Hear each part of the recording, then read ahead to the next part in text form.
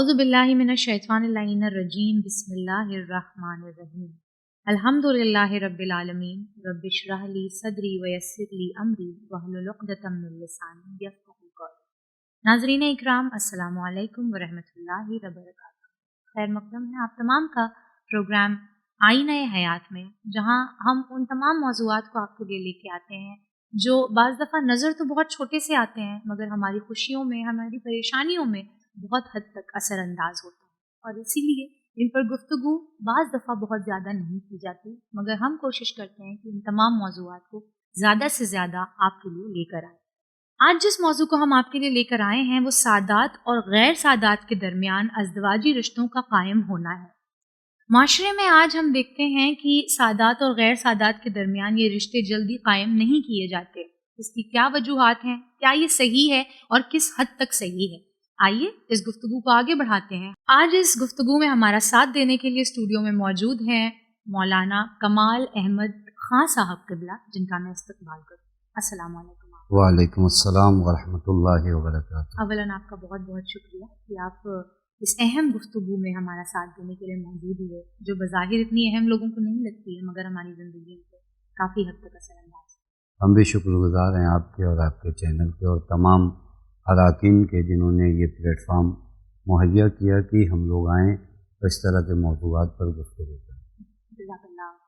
تو اولاً بات شروع کرتے ہیں اس سوال کے ساتھ کہ کیا سادات اور غیر سادات، کیونکہ لوگ تو جانتے ہی ہوں گے، بہرحال ایک اوپر کا جو کہتے ہیں آئیڈیا لوگوں کو ہو گئی، مگر سادات کون ہیں، غیر سادات کون ہیں، اور کیا واقعاً سادات کو کوئی فضیلت غیر سادات پر حاصل ہے؟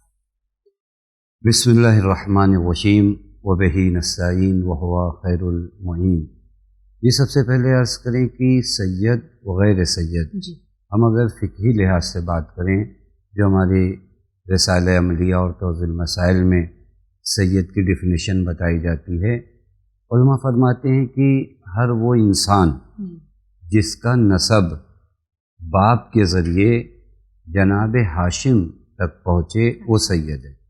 باپ کے ذریعے جناب ہاشم تک، جناب ہاشم جناب عبد المطلب کے پدر گرامی تھے، یعنی پیغمبر کے جد دوم، دوسرے دادا جناب ہاشم ہیں، اور یہ نسب اگر کسی انسان کا باپ کے ذریعے پہنچتا ہے جناب ہاشم تک تو وہ سید ہے۔ خمس کا جو سہم سعادات ہے وہ لے سکتا ہے، زکوٰۃ وغیرہ اس کے لیے جائز نہیں۔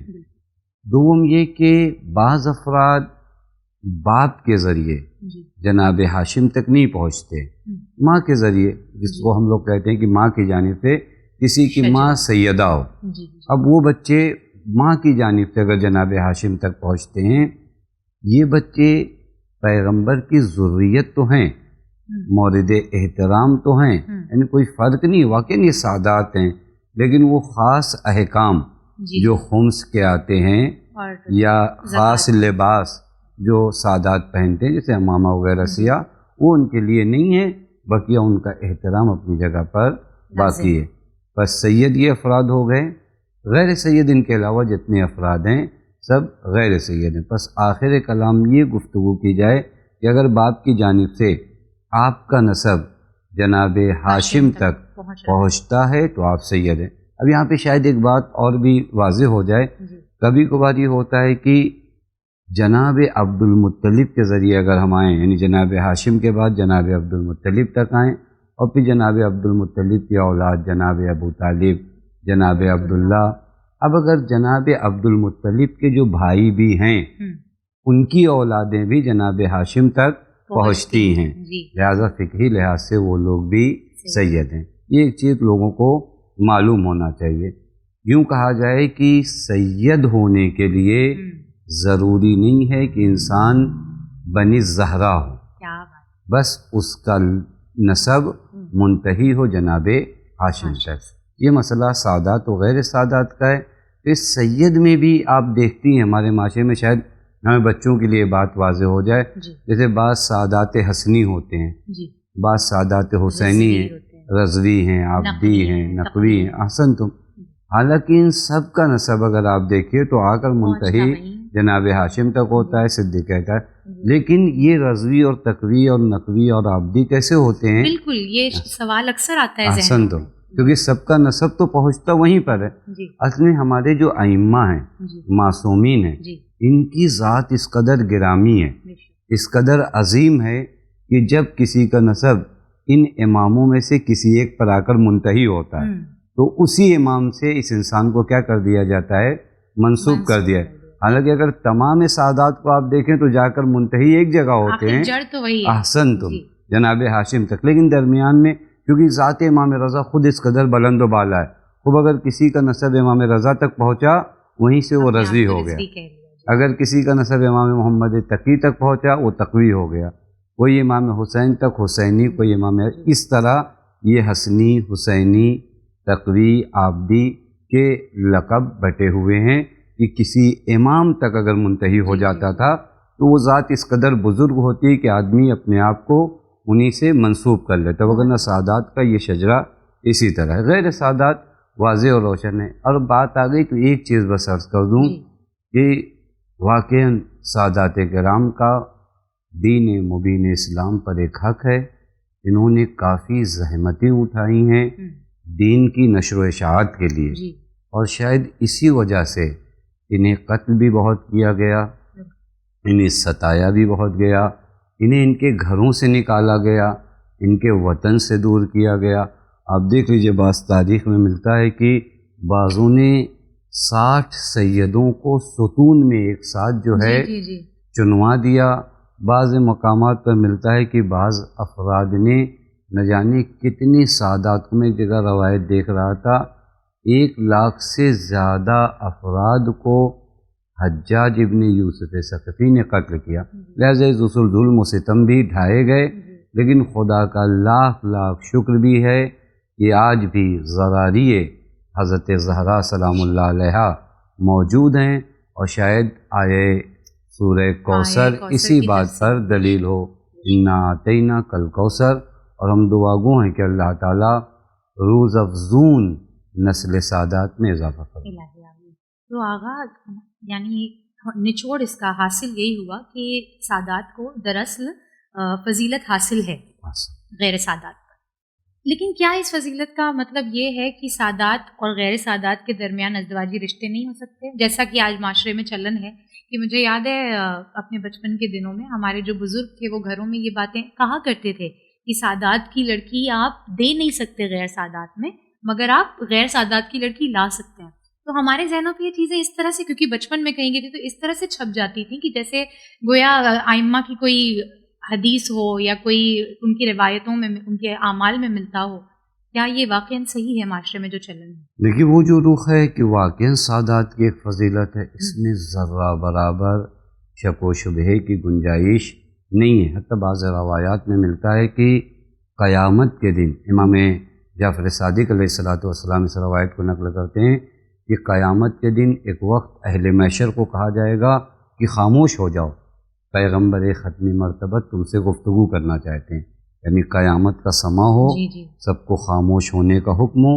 اس وقت پیغمبر خطاب فرمائیں گے کون ہے تم میں سے جس کا مجھ پر احسان ہے، جس کا مجھ پر احسان ہے. اہل محشر حیرت میں ہوں گے کہ ہمارا احسان پیغمبر پہ کیسے ہوگا جس کے بارے میں خود قرآن نے کہا لقد من اللہ علی المؤمنین اذ بعث فیہم، خود اللہ نے انہیں بھیج کر ہم پر احسان کیا، اب ہمارا کون سا احسان ہوگا؟ تو پیغمبر فرمائیں گے تم میں سے اس شخص کا مجھ پر احسان ہے جس نے میری اولاد میں سے کسی بھوکے کو کھانا کھلایا ہوگا، میری اولاد میں سے کسی برہنہ کو لباس پہنایا ہوگا، میری اولاد میں سے کسی کمزور کی مدد کیا ہوگا. وہ لوگ آگے بڑھیں. اب یہ لوگ جب آگے بڑھیں گے تو پیغمبر فرمائیں گے آج تمہاری جزا میں دوں گا. اور پھر اس کے بعد پیغمبر جنت کا خاص مقام دیں گے اور آواز حق تعالیٰ آئے گی میرے حبیب ان سب کی شفاعت آج آپ کے ذمہ ہے. لہٰذا یہ فضیلت اگر آپ سعادات کی دیکھیں تو خدا کی قسم اس فضیلت کا اگر کوئی انکار کرے تو اس کا مطلب وہ دین کو نہیں سمجھتا، وہ دین کو نہیں سمجھتا. اور یہ فضیلت جو حاصل ہے وہ پیغمبر اور جناب صدیقہ طاہرہ سے جو نسبت ملی ہے، جو منسوب ہوئے ہیں اس وجہ سے فضیلت ان سعادات کو حاصل ہیں، ذرہ برابر اس کا انکار کرنے کی ضرورت نہیں ہے۔ روایات بھری پڑی ہیں، مستند روایات موجود ہیں کہ سعادات کی عظمت بہت زیادہ ہے۔ لیکن سوال جو آپ کا ہے وہ بہت اہم سوال ہے کہ دیکھیے جب دین ہوتا ہے نا، دین میرے بیڈ روم یا میرے ہال کی طرح نہیں ہے کہ میں آج یہ صوفہ یہاں رکھ دوں، کل یہ صوفہ اٹھا کر یہاں رکھ دوں۔ کبھی کبھار ہم اپنے گھر کو ڈیزائن کرتے ہیں اپنے سلیقے کے مطابق، مجھے اچھا لگتا ہے یہ صوفہ یہاں رہے، آپ کو اچھا لگتا ہے یہ صوفہ یہاں رہے، کسی کو جیسا بھی اپنا گھر ڈیزائن کرنا ہو تو آپ کا جو دل چاہے وہ کریں۔ لیکن جب بات دین کی آ جائے اور اگر کسی چیز کو آپ اس طرح پیش کرتے ہوں کہ دوسروں کو لگنے لگے کہ یہ دین ہے، تو وہاں پر آپ احتیاط کریے، وہاں پر آپ دین بنانے کا حق آپ کو حاصل نہیں ہے کسی کو بھی۔ دین تو پیغمبر نے بھی پہنچایا ہے، بنایا نہیں ہے۔ تو جو فرما رہے ہیں پیغمبر کو ارشاد ہوا ابلاغ کریے، بس دین شارع مقدس یعنی پروردگار عالم بناتا ہے، پیغمبر بھی ابلاغ کرتے ہیں۔ کبھی کبھار مجھے ایک چیز اچھی نہیں لگتی، مجھے ایک چیز بری لگتی ہے، یہ میرے پرابلمس ہیں، میرے سلیقے ہیں، میرے جذبات ہیں، جو بھی آپ نام لے لیجئے، اس کا دین سے کوئی تعلق نہیں ہونا چاہیے، اس کو الگ کرنا چاہیے۔ میں نے اسی وجہ سے ابتدا میں مثال دیا کہ گھر میں آپ کا سلیقہ بہت اچھا ہے کہ آپ جو دل چاہیے اپنے گھر میں جہاں دل چاہیے رکھیے، اور لوگ پوچھیں تو کہیں کہ یہ ہمارا سلیقہ ہے۔ لیکن دین میں ہر جگہ جو چیز قانون کے طور پہ رکھنا ہے وہ خدا رکھے گا، اس کا رسول پہنچائے گا۔ تو جو فرمایا، اور آپ کو شک بھی نہیں ہونا چاہیے کہ خدا کسی قانون بنانے میں جہل کا شکار ہو گیا تھا، نہیں، الحمدللہ پروردگار عالم کا علم جو ہے قابل کمپیئر نہیں ہے کسی کے علم سے کہ ہم آ کر مقایسہ کریں کہ پروردگار عالم کے علم کے مقابلے میں کسی کا علم ہوگا، لہذا قانون وہ بنائے گا۔ اب جب قانون وہ بنائے گا تو ہم آ کر قرآن سے پوچھیں کہ آیا اس طرح کی شادی صحیح ہے یا صحیح نہیں ہے۔ سورہ نور آیت نمبر 32 ہے، قرآن مجید کا واضح ارشاد ہے، بسم اللہ الرحمن الرحیم، وَانْكِحُوا الْأَيَامَ مِنْكُمْ وَالصَّالِحِينَ مِنْ عِبَادِكُمْ وَإِمَائِكُمْ إِنْ يَكُونُوا فُقَرَاءَ يُغْنِهُمُ اللَّهُ مِنْ فَضْلِهِ وَاللَّهُ وَاسِعٌ عَلِيمٌ۔ قرآن کہتا ہے اور اپنے غیر شادی شدہ آزاد افراد اور اپنے غلاموں اور کنیزوں میں سے باصلاحیت افراد کے نکاح کا اہتمام کرو۔ قرآن کی کنڈیشن دیکھیے، وَانْكِحُوا الْأَيَامَ مِنْكُمْ وَالصَّالِحِينَ مِنْ عِبَادِكُمْ، اس کے علاوہ قرآن نے کوئی کنڈیشن نہیں لگایا۔ قرآن کہتا ہے ان کی آپس میں آپ کیا کرائیے، شادی کرائیے، اور یہ ایک بہترین امر ہے۔ یعنی خود بریکٹ میں ایک بات کروں ان ماں باپ سے، کبھی کبھار تیاریوں کی وجہ سے شادی کو اتنا پیچھے کرتے ہیں کہ شاید واقعاً خوف گناہ ان مرحلوں تک آ جاتا ہے۔ لہذا آپ اگر اسباب مہیا کرتے ہیں بہت بڑا ثواب ہے، اور شاید اور بھی عرض کیا جائے ان لوگوں سے جو مخیرین ہیں، جو لوگ نیک کام انجام دیتے ہیں، بالکل آپ امام بارگاہ، مساجد، یہ تمام کام تعمیر کرائیں، لیکن دو نئے بچے جوان جوڑوں کی اگر آپ شادی کرنے میں آگے بڑھتے ہیں تو یہ بھی کار خیر ہے، اس کا بھی ثواب حد درجہ ہے۔ اس سوال کی جانب ہم لوگ لوٹتے ہیں کہ اب دین یہ کنڈیشن بتاتا ہے کہ آپ کو شادی اس طرح کرنا ہے۔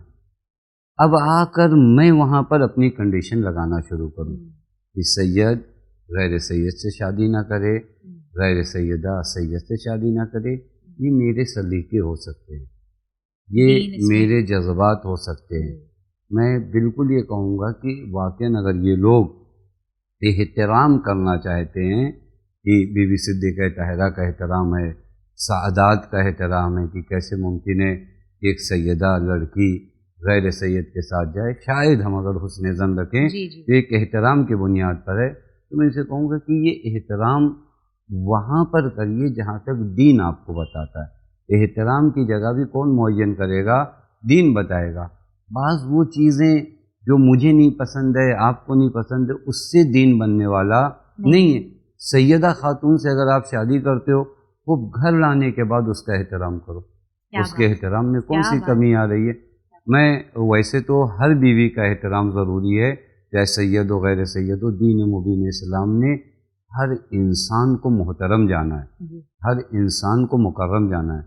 آپ کے گھروں میں جو آپ کی زوجات ہیں وہ محترم ہیں، ان سے احترام سے آپ کو گفتگو کرنا ہے. لیکن میں ان لوگوں سے کہوں کہ مثلاً اگر آپ کی زوجہ، آپ کی بیوی سیدہ ہے، خوب اگر وہ آ رہی آپ اس کے احترام کو اڑ جاؤ، یعنی بیوی صدیقہ طاہرہ کی نسبت دیتے ہوئے یہ خاتون سیدہ ہے، اس کے احترام میں اڑ جائیے، خاص طور پہ اس کا احترام کریے. یہ اور زیادہ احترام ہوا کہ آپ نے پوری زندگی ایک سیدہ خاتون کا کیا کیا ہے، احترام کیا ہے. لہٰذا دین کو اس طرح بنایا جائے. اور میں ان بچوں سے، جوانوں سے یا ان ماں باپ کی خدمت میں عرض کروں گا، دیکھیے ہم نے طے کیا ہے کہ ہم دین مراجع کرام سے لیں گے، چونکہ مراجع کرام روایات، آیات، ان تمام کو دیکھنے کے بعد جو دین ہوتا ہے وہ ہم تک پہنچاتے ہیں. اب اگر ایک مرجع اجازت دے آپ کو کہ آپ یہ شادی کر سکتے ہیں، تو یہ دو دلی پھر آپ کی بتاتی ہے، احسن تم، یہ دو دلی آپ کو بتاتی ہے کہ آپ ابھی اس طرح یقین دین پر نہیں ہے. مجھے نہیں اچھا لگتا، میں بعض باتیں مثال دوں، مثلا ہمیں دین نے بتایا کہ ہاتھ اگر نجس ہو جائے ایک مرتبہ دھو لو، میں نے دھو لیا، ہم اس کو 3 بار دھوئے بنا نہیں چھوڑیں گے، اب میں اس کو 3-4 مرتبہ دھوں، نہیں میرا دل نہیں مانتا. یہ آپ کا دل نہیں مانتا، یہ وسوسہ شیطانی ہے، یہ وسوسہ ہے. چونکہ میرا ہاتھ جو نجس ہوا تھا یہ مجھے کس نے بتایا تھا؟ دین نے بتایا تھا کہ نجس ہوا. خوب دین کہتا ہے کہ ایک مرتبہ میں یہ ہاتھ پاک ہو جاتا ہے. جو چیز دین بتا، اور یہی تسلیم ہے، یہی تسلیم ہے. اگر آپ دیکھیں نا دین کے سامنے، ہاں یہی ہے. مجھے سمجھ میں آئے یا سمجھ میں نہ آئے، میرا دین یہ کہتا ہے کہ یہ کام کرو، مجھے نہیں اچھا لگے نہ اچھا لگے، دین کہہ رہا ہے یہ کام کر سکتے ہو، میں واقعاً آ کر امر خدا کے سامنے تسلیم ہو جاؤں تو میں مسلمان ہوں. مجھے نہیں بھی سمجھ میں آتا، بہت سی چیزیں ہم نہیں جانتے کہ اس کا فلسفہ کیا، اس کے احکام کیا ہے، لیکن مجھے اتنا یقین ہے کہ یہ حکم جس خالق و مالک کی طرف سے آیا وہ حکیم ہے، اس کی حکمت میں کوئی شک و شبہ کی گنجائش نہیں، خود اس نے حکم دیا ہے بلا تردید کے. اور ان لوگوں سے بھی کہا جائے جو اس کو دین کی طرح پریزنٹ کرتے ہیں، خدا کی قسم اس کو دین کی طرح پریزنٹ نہ کریں. دین وہی ہے جو قرآن و اہل بیت کی تعلیمات پر مشتمل ہے. جیسے امیر المومنین کی ایک وہ حدیث ہے، اور اس بات پر مجھے بہت یوں کہا جائے کہ سٹیک یاد آئی ہے کہ جس انسان کے اعمال اسے پیچھے کر دیں، اس کا حسب نسب بھی اسے آگے نہیں کر سکتا. بعض دفعہ یہ جو آپ ابھی کہہ رہے تھے کہ سادات کے احترام کی وجہ سے شاید یہ کہتے ہیں کہ نہیں سادات کی غیر سادات سے رشتے نہیں ہونے چاہیے، لوگوں کے ذہنوں میں یہ چیزیں چل رہی ہوتی ہیں ایکچولی کہ نسل جو ہے، بالخصوص یہ جو ہوتا ہے سادات میں زیادہ پایا جاتا ہے کہ نہیں ہم غیر سادات میں اپنے بچیاں نہیں دیں گے، کہ ہماری نسل جو ہے وہ تھوڑی سی یوں کہہ رہا ہے کمپرومائز ہو جائے گی. اگر سادات کا سادات میں رشتہ ہوتا ہے تو یہ ویسے کا ویسا یوں کہا جائے کریم بنا رہے گا، لیکن اگر یہ کمتر میں چلے جاتے ہیں تو پھر یہ ہماری جو نسل ہے وہ کمپرومائز ہو جائے گی. کیا یہ ذہنیت صحیح ہے؟ یہ بھی آپ دیکھیے، اگر ہم لوگوں نے جو ابتدا سے گفتگو کیا ہے کہ میری مصلحت، میرا فائدہ کس میں ہے، میرا نقصان کس میں ہے، اس کو کون طے کرتا ہے؟ کبھی کبھار میں اپنے فائدے کو دیکھتا ہوں، وہ آخر میں جا کے پتہ چلتا ہے میرا نقصان ہے. تو جو فرما رہے ہیں ہم لوگ غور نہیں کر پاتے، ہماری نگاہیں کتنی دور تک جاتی ہیں، ہم 1-2 سال تک دیکھتے ہیں، آئندہ ہمارے یہاں نہیں دکھائی دیتا، یہ ہمارے بس کی بات نہیں ہے. دین نے جو سسٹم رکھا ہے ہمارے لیے وہ ہماری مصلحت کی بنیاد پہ رکھا ہے. اب اگر یہاں پر آپ آ جائیے اور کہیے کہ ہم ایسا کرنا چاہتے ہیں تو اس کا مطلب یہ کہ آپ دین سے زیادہ سمجھ رہے ہیں. دین جہاں پر آتا ہے اور کہتا ہے کہ آپ شادی کے لیے، وہاں پر ہم تھوڑا رعایت نہیں کرتے. آپ کی بات پر یاد آ گئی تو میں عرض کر دوں، جہاں دین کہتا ہے کہ اگر تم اپنے لیے ہمسر چاہے عورت ہو چاہے مرد، اگر عورت کے لیے استعمال کریں تو مرد آئے گا اس کا ہمسر، مرد کی جگہ عورت آئے گی. ہمسر کے انتخاب میں دین کیا کہتا ہے؟ دینداری دیکھو، دیندار ہو، خوش خلق ہو، اخلاق اچھا ہو، شرافت رکھتا ہو خانوادے اور خاندان کے لحاظ سے، عقل رکھتا ہو، صداقت رکھتا ہو، عفت اور نجابت رکھتا ہو. ان تمام کنڈیشن کو اگر دیکھا جائے، یہ اگر ایک چیز میں مہیا ہے، اس کے بعد اگر ہم اس کو لے جاتے ہیں الگ سے شرائط کو ڈالتے ہیں تو یہ شادی کے مسئلے کو سخت کرنا ہے. بعض دفعہ بہت اچھے رشتے صرف اس لیے چھوڑ دیا، ارے اللہ لڑکے میں سب کچھ ہے مگر کاش سید ہوتا، یہ کہہ کر بہت بہترین رشتے چھوڑ دیے جاتے ہیں. یہاں پہ مشکل ہو جاتی ہے، یہاں پہ مشکل یہ ہوتی ہے یہ عین ممکن ہے کہ شاید عفت اور نجابت پہ حرف آ جائے. ایک جو چیز اللہ تعالیٰ نے جس وقت کے لیے رکھی اس وقت ہو جانا چاہیے. وہ کچھ شرائط اگر آپ کو مل جائیں اس کے بعد آپ زبردستی کی بنا کے شرائط اگر ڈھونڈنا شروع کر دیں تو آپ اپنے لیے اس چیز کو کیا کرو سخت. یعنی جو چیز اللہ تعالیٰ نے آپ کے لیے آسان کی. آپ نے دیکھا ہے ہمارے سماج و معاشرے میں کتنی چیزیں جو آسان تھیں ہم نے اس کو سخت کیا. مثلا یہ شادی کا عمل. اب بات آ گئی تو عرض کر دوں شادی کس قدر دین مبین اسلام نے آسان بنائی تھی. آج اس شادی کو ہم نے کیا بنا دیا ہے کہ لڑکی کے پیدا ہوتے ہی ماں باپ کے ذہنوں میں کیا آتا ہے کہ اللہ کیا کریں گے, کیسے کریں گے, کہاں سے کریں گے. تو یہ کس نے سخت بنایا ہے؟ دین نے سخت بنایا ہے. پھر اس کے بعد جس گھر میں شادی ہوتی ہے نہ جانے کتنے قرض لیے جاتے ہیں. پوری زندگی وہ بوڑھا باپ ان قرضوں کو بھرتا ہے. یہ کس نے سخت بنایا؟ ہمارے سماج نے سخت بنایا. وگرنہ شادی ایک آسان عمل تھی. مہینوں سالوں پہلے تیاری. یہ کس نے سخت بنایا؟ سماج نے. اسی طرح کی شرطیں اگر ہم اس امر میں ڈالتے گئے ہر روز ایک آدمی کو ایک نئی بات سمجھ میں آئے یہ اور سخت ترین ہوتا یہ اور سخت ہوتا جائے گا. اور جب بھی کسی معاشرے میں حلال کام سخت ہو جائے تو لوگوں کا رجحان حرام کی سمت ہو جاتا ہے. اچھا یہیں پر پھر وہ بات بھی آ جاتی ہے. میں تمام وہ جو لوگوں کے ذہنوں میں یوں کہا جائے کہ دلائل ہوتے ہیں ان چیزوں کو صحیح ثابت کرنے کے, وہ آپ کے سامنے رکھ رہی ہوں کہ جیسے ہم نے کہا کہ لڑکے میں سب کچھ ہے لیکن سید نہیں ہے. اس کی ایک وجہ گھر والے یہ بھی پیش کرتے ہیں کہ کل کو ہماری لڑکی ان کے گھر میں جائے گی تو ان کا اور ہمارا کلچر الگ ہے, کیونکہ ہم سادات فیملی سے بلانگ کرتے ہیں, ہمارا سادات چل رہا ہے تو ہمارا کلچر الگ ہے, اور وہ غیر سادات ہے اس لیے ان کا کلچر الگ ہے. تو کل کو ہماری لڑکی کو ان کا کلچر سمجھ میں نہیں آئے گا, پھر اس سے جھگڑے لڑائیاں ہوں گی اور رشتوں میں کھٹاس بڑھے گی. تو یہ بھی آپ بتائیں اس کا کیا حال ہے؟ دیکھیے جو کلچر ڈفرینس کی باتیں کرتے ہیں اور فرق کی باتیں کرتے ہیں, یہ تو اگر آپ بامبے سے نکل کر پونا میں بھی شادی کرنے جائیں تو وہاں پہ بھی بہت سی چیزیں فرق کرتی ہیں. اور جہاں فرق آتا ہے وہ کلچر کون سا کلچر, آیا وہ اسلامی کلچر میں فرق آ رہا ہے یا آپ نے جو خود ایک کلچر بنا رکھا ہے کہ ہمارے یہاں شادی جمعرات کو نہیں ہوگی مثلا, یا ہمارے یہاں شادی میں یہ ہوگا. یہ کہیں پر بھی دین نے. مثلا میرا ایک دوست ہے دین کے لحاظ سے پرفیکٹ ہے لیکن ہم دونوں کا مثلا چہلم کرنے کا طریقہ الگ. ان کے یہاں بدھ کو ہوتا ہے, میرے یہاں جمعرات کو ہوتا ہے. یہاں مجھ میں اس میں کیا فرق آنے والا ہے؟ یہ میں نے بنایا ہے. یہ کلچر اسلامی کلچر نہیں. اسی وجہ سے کہا کف ہونا چاہیے. کف کے لیے پیغمبر نے فرمایا کہ ایمان کے لحاظ سے اگر دونوں ایک جیسے ہوں تو کف ہیں. اب پیغمبر فرماتے ہیں کہ ایمان کے لحاظ سے اگر وہ دونوں ایک جیسے ہوں تو کف ہیں. اب اس کے بعد ہم آتے ہیں کہتے ہیں نہیں ہم تو وہاں کے رہنے والے ہیں, ان کے یہاں کی رسمیں.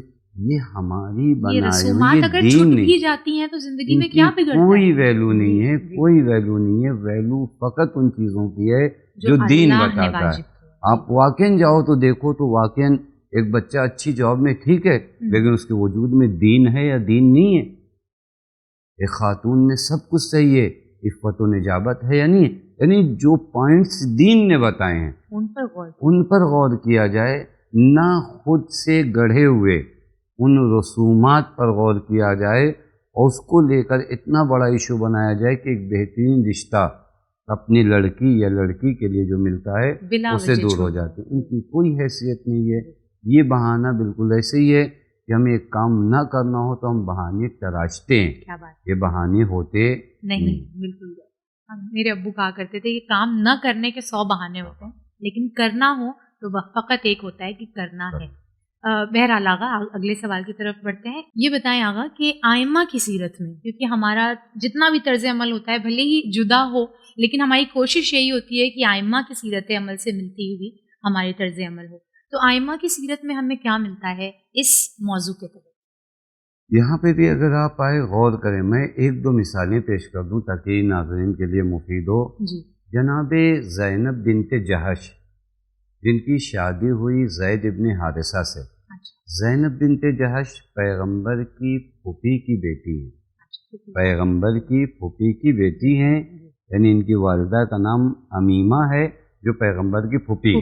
اب آپ غور فرمائیے, جی پیغمبر کی پھوپھی کی بیٹی یعنی یہ ہوئی سیدہ, یہ ہوئی سیدہ. جناب زید سے شادی ہوئی, وہ ہیں غیر سید. توجہ کریں, یہ ایک مورد. پھر اس کے بعد ایک اور قریب لے جاؤں, وہ یہ جناب سباء بنت زبیر ابن عبد المطلب, ان کی شادی جناب مقداد سے ہوئی. اور پیغمبر نے اس شادی کو کرتے ہوئے, یعنی پیغمبر کے چچا کی بیٹی ہیں, پیغمبر کے چچا کی بیٹی ہیں, تو رشتہ منتہی ہوتا ہے جناب ہاشم تک. یہ تو طے بات ہے نا, جو ہم لوگوں نے ابتدا میں کہا کہ جناب ہاشم تک جن کا رشتہ منتہی ہوتا ہے وہ سادات ہیں. یہ پیغمبر کی چچا کی بیٹی سبا, ان کی شادی کس کے ساتھ ہو رہی؟ جناب مقداد کے ساتھ. اور پیغمبر نے اتفاق سے, جو آپ کا سوال تھا, پیغمبر نے اس شادی کو کرتے وقت فرمایا کہ میں یہ شادی اس وجہ سے کرا رہا ہوں تاکہ شادیاں آسان ہو جائیں. تو اس کا کیا معنی نکلتا ہے؟ یعنی پیغمبر اکرم صلی اللہ علیہ وآلہ وسلم شاید ان مشکلات کو دیکھ رہے ہیں کہ آئندہ کہیں ان چیزوں کو لے کر شادی جیسے نیک عمل سے انسان یا تو دیر کرے یا دور ہو جائے. بعض اوقات دیر کرتے ہیں, بعض اوقات دور ہو جاتے ہیں. بہت ہوتا ہے کہ ریجیکشنز لگاتار جب ہوتے رہتے ہیں تو لوگوں کا دل اٹھ جاتا ہے کہ نہیں, ہم اتنا انکار اب نہیں سہ سکتے, ہمیں کرنا ہی نہیں ہے شادی, ہمیں پڑھنا ہی نہیں ہے اس میں. یہ سارے نتائج. تو پیغمبر نے فرمایا کہ میں اس امر ازدواج کو آسان کرنے کے لیے جناب سباء کی شادی مقداد سے کرا رہا ہوں. یہ دو مورد ہو گئے اگر آپ غور فرمائیں. اسی طرح ائمہ کی مائیں بالکل توجہ فرما رہے ہیں, آپ اٹھا کر دیکھ لیجیے, حتیٰ اس پہ خود گفتگو نہ, چونکہ وہ عظیم زوات تھیں. جو ایک امام کی ماں ہو, اس کا مقام و مرتبہ کس قدر بلند و بالا ہوگا. ہم یہ اگر سوچتے ہیں کہ ہماری نسلیں جو ہیں وہ ڈائلیوٹ ہو جائیں گی, تو آپ یہ سوچیں امام سے بہتر نسل تو کسی کی نہیں ہوتی. والارحام المطہرہ, ہم زیارت نامے میں پڑھتے ہیں نا, اہل بیت آپ ارحام مطہرہ میں تھے. اب آپ آ کر غور کر لیجئے یہ حضرات کون ہیں, وہ جو فرما رہے ہیں. پھر اس کے بعد اور تھوڑا سے یعنی نزدیک کے زمانے میں آئے تو ہمارے مراجع ہمارے لیے نمونۂ عمل ہیں. میں ایک مثال آپ کی خدمت میں دوں, شاید ہمارے ناظرین کو بھی معلوم ہو. سید محمد رضا گلپیگانی, آیت اللہ العظمیٰ سید محمد رضا گلپیگانی سادات بنی زہرا میں سے ہیں. ان اور بہت مرجع وقت رہے ہیں. شاید وہ لوگ جو 40-50 سال کی عمر کے ہوں گے, انہوں نے شاید ان کی تقلید بھی کیا ہو, اور مرجع جہانی رہنے پورے عالم تشیع نے ان کی تقلید کیا ہے. یعنی مرجع وقت سید محمد رضا گلپیگانی کافی عظیم ہستیوں کے شاگرد بھی رہے اور کافی عظیم شاگردوں کی پرورش بھی کی. انہوں نے اپنی بیٹی کی شادی کیا شیخ لطف اللہ صافی گلپیگانی سے, جن کا ابھی انتقال ہوا ہے, شاید 1 سال بھی نہیں ہوا.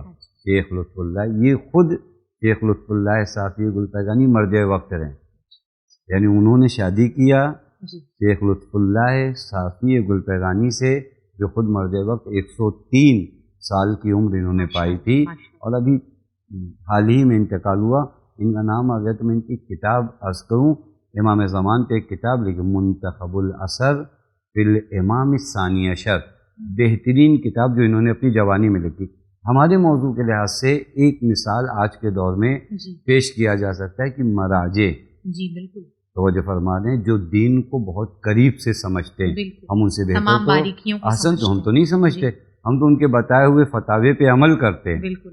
جس سے شادی کیا وہ بھی آیت اللہ تھے, جو شادی کر رہے ہیں اپنی بیٹی کی وہ آیت اللہ ہیں. اس طرح کے حلقہ ازدواج ان بزرگوں نے قائم کیے. اب مجھے واقعاً تعجب ہوتا ہے کہ یہ حضرات جو ہمیں دین بتاتے ہیں, یہ عمل یہ انجام دیتے ہیں, تو ہم کیوں تعامل کرتے ہیں, ہم کیوں دقت کرتے ہیں, ہم اس طرح کی باتوں کی جانب در حقیقت جاتے ہیں. تو اپنے ایک جذبات ہیں, لیکن پھر عرض کر رہا ہوں ان جذبات سے دین نہیں چلتا, دین قرآن و حدیث سے چلتا. آغا بالآخر آپ نے جس طرح سے اس ٹاپک کو اسٹڈی کیا ہے, ماشاء اللہ, اللہ آپ کو جزائے خیر سے نوازے. بالآخر آپ کیا اس کا حل دیکھتے ہیں؟ کہ دیکھیے یہاں بیٹھ کر باتیں کرنا بڑا آسان ہے ہمارے اور آپ کے لیے, لیکن آج اگر میں سید, جیسے میں نے کہا میرا نام سید ہے, تو میں اگر اپنے گھر میں جا کر اپنی بہن کا رشتہ اپنے گھر کے بزرگوں کو کسی غیر سادات لڑکے کا دیتی ہوں تو وہ فوراً میری زبان پکڑنے لگیں گے، تمہارا دماغ خراب ہو گیا ہے، کیسی تم بات کر رہی ہو، اور اس طریقے سے. تو یہ توڑا کیسے جائے اس چین کو، جو چین بندھی ہوئی ہے معاشرے میں، اس کو توڑا کیسے جائے، اس کے حل کیا ہیں؟ یہ جو امتیازی ڈفرینس ان دونوں کے درمیان ہمارے معاشرے میں کریٹ کیا جاتا ہے، اس کو کیسے توڑا جائے، کیا حل ہے اس کا؟ یہ بہت اچھا سوال ہے کہ واقعی پریکٹیکل طور پہ اس چیز کو ختم کیسے کیا جائے. تو میں آپ کی خدمت میں عرض کروں گا کہ بہترین راستہ تعلیمات قرآن اور تعلیمات اہل بیت ہے. جی. یہ بتایا جائے انہیں کہ دین اسلام آیا تھا امتیازات کو ختم کرنے کے لیے. خود یہ دین جو آیا ہے ان امتیازات کو ختم کرنے کے لیے، وہ جو بیجا کے امتیازات ہیں. ہم نے ابتدا میں عرض کیا کہ سادات کی عظمت بہت بلند و بالا ہے، بہت بلند و بالا ہے، روایات بھری، لیکن یہ اس حیث سے نہیں ہے جس حیثیت سے دنیا والے دیکھتے ہیں. یہ وہ نسبت ہے جو بی بی صدیقہ طاہرہ سلام اللہ علیہا اور پیغمبر اکرم صلی اللہ علیہ وآلہ وسلم سے حاصل ہونے پر ہے.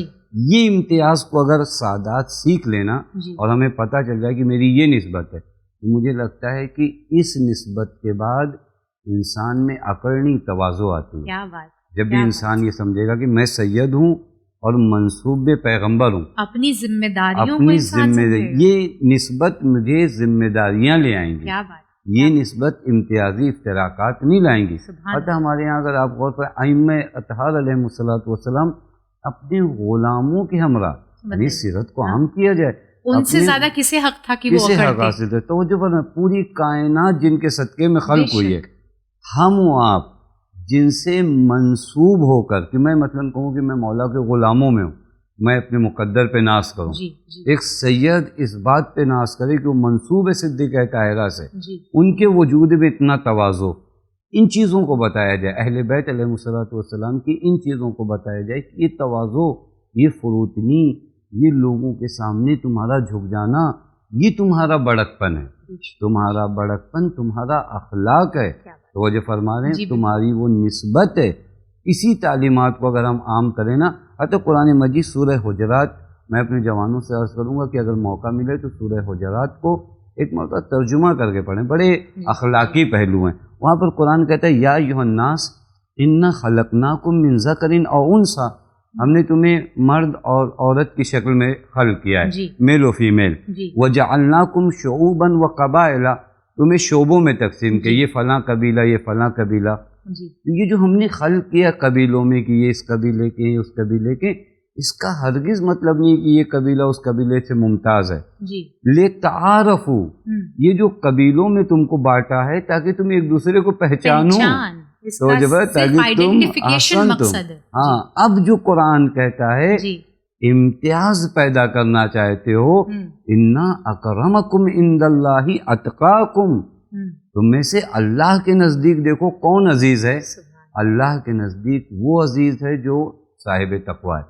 دیکھیں یہاں پہ قرآن کی اس حقیقت کو لوگوں تک پہنچایا جائے کہ مکرم خدا کے نزدیک کون ہے، وہ جو صاحب تقویٰ ہے. اور میں نے ابتدا میں عرض کیا کہ واقعاً اسلام آیا ہے ان امتیازات کو ختم کرنے. اور بہت اچھی بات ہے کہ اس آیہ کریمہ کا شان نزول بھی اگر آپ دیکھیں نا، جب فتح مکہ ہوا پیغمبر نے حکم دیا جناب بلال کو کہ آپ منار اذان پہ جا کر اذان دو.